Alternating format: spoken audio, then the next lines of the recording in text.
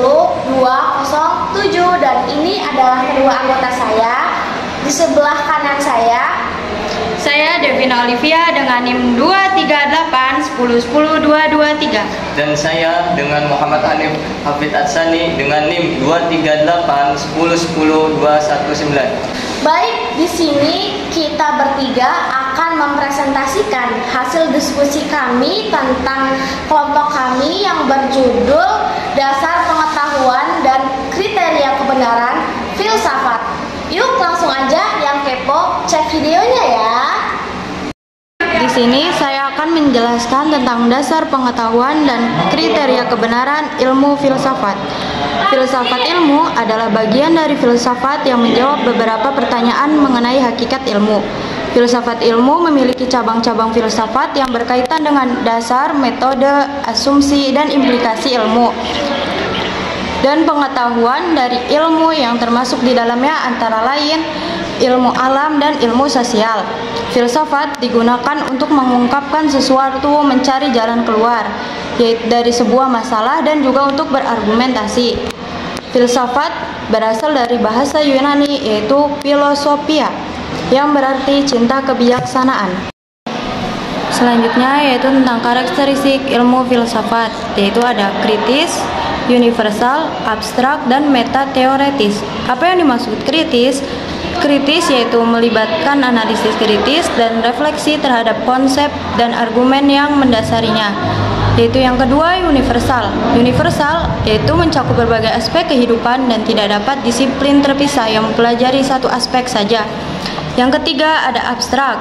Ilmu filsafat menggunakan konsep-konsep yang abstrak seperti keadilan dan kebenaran. Yang keempat yaitu metateoretis. Apa itu metateoretis? Yaitu mempertanyakan dasar-dasar dari disiplin lain dibandingkan dengan menghasilkan pengetahuan baru dalam area tertentu. Selanjutnya yaitu tentang dasar pengetahuan dalam filsafat, yaitu ada Sokrates. Apa itu Sokrates? Yaitu berniat mencari pengetahuan yang pasti. Sokrates menghasilkan metode pertanyaan dan diskusi yang masih digunakan dalam filsafat. Yang kedua ada Aristoteles, yaitu murid Plato dan pembimbing Alexander Agung. Aristoteles membentuk kerangka pemikirannya yang memengaruhi banyak disiplin ilmu. Yang ketiga ada Plato.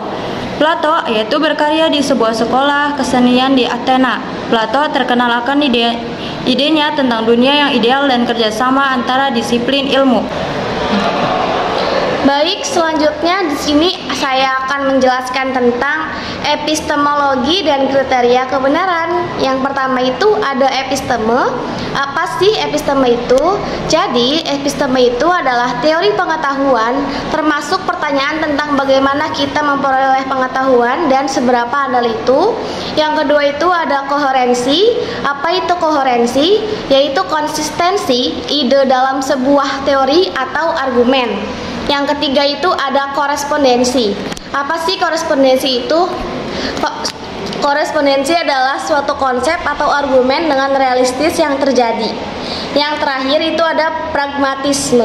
Apa sih itu pragmatisme? Yaitu adalah kriteria kebenaran terletak pada hasil praktis atau kepercayaan yang diterimanya. Selanjutnya itu ada perdebatan dalam ilmu filsafat. Jadi pertama itu ada metafisika.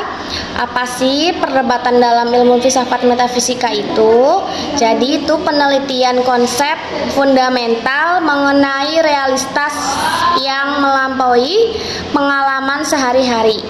Yang kedua itu ada lambangologi, yaitu perdebatan tentang batasan antara bahasa manusia, tanda-tanda, dan realitasnya sendiri. Yang terakhir itu ada etika, jadi pembahasan tentang tindakan yang baik dan salah dan mempertimbangkan sumber usaha dari pandangan tersebut. Baik, di sini saya akan menerangkan contoh-contoh ilmu filsafat. Yang pertama itu eksistensialisme, yang kedua venisme, dan yang ketiga itu empirisme. Apa itu yang disebut eksistensialisme? Itu filsafat memfokuskan pada kondisi manusia dan mencari makna dalam pengalaman hidup mereka. Yang kedua yaitu Filsafat feminisme adalah mencukup studi tentang gender, peran sosial, politik, dan kebijakan publik yang mempengaruhi perempuan. Yang ketiga, teori pengetahuan bahwa pengalaman indrawi adalah satu-satunya sumber pengetahuan yang dapat dipercaya. Selanjutnya yaitu pentingnya filsafat. Filsafat membantu kita memahami dunia dan diri kita sendiri dengan cara yang lebih dalam. Filsafat memberikan kerangka pikir yang berguna untuk pandangan dunia dan tindakan kita. Kesimpulan, filsafat adalah bidang penelitian yang kompleks dan luas melalui analisis, kritis, dan refleksi, perdebatan, dan pengetahuan mendalam.